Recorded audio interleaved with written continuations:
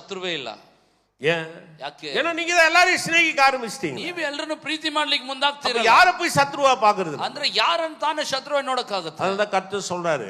ಹೀಗೆ ಕರ್ತನು ಹೇಳ್ತಾನೆ, முதல்ல உன்னை ஒருத்த சத்ருன்றான், உன்னை சத்ருவா பாக்குறான் அல்லது உனக்கு சத்ருவாவே இருக்கிறானா அவனை சிநேகின்றார். ಮೊದಲು ನಿನ್ನನ್ನು ಶತ್ರುವಾಗಿ ನೋಡ್ತಾನೆ, ಶತ್ರುವಾಗಿದ್ದಾನ ಅವನನ್ನೇ ಪ್ರೀತಿ ಮಾಡು. அதுல செகண்ட் சொல்றாரு பாருங்க, நன்மை செய்யுங்கள். ಅದರಲ್ಲಿ ಎರಡನೇದು ಹೇಳ್ತಾರೆ, ಒಳ್ಳೆಯದನ್ನು ಮಾಡಿ.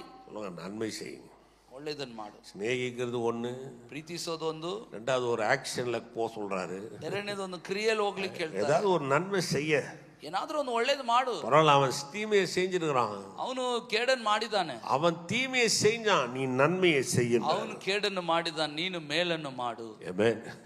அந்த மாதிரி புரியுது, ವಿಷಯಕ್ಕೆ ಅರ್ಥವಾಗ್ತಿದೆ. இதெல்லாம் அப்படியே உடனுக்குடனே அப்படியே மாறிட முடியாது. நீங்க ಇದೇನು ಕೂಡ್ಲೆ ಹಂಗೆ ಬದಲಾಗಲ್ಲ, கொஞ்சம் கொஞ்சமா ஆரம்பிக்கணும். ஒண்ணுல ஆரம்பிச்சீங்கன்னா தான் அது கொஞ்ச நாள்ல ஒரு 10வது வரும். அது ಇದು ಸ್ವಲ್ಪ ಸ್ವಲ್ಪವಾಗಿ ನಡೆಯುವಂಥದ್ದು. ಒಂದರಲ್ಲಿ ಪ್ರಾರಂಭಿಸಿದ್ರೇನೆ ಇದು 10ಕ್ಕೆ ಬದಲಾಗೋದು.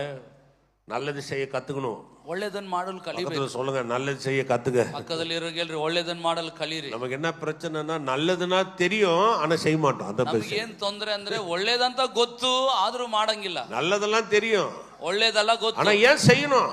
ಯಾಕೆ ಮಾಡ್ಬೇಕು?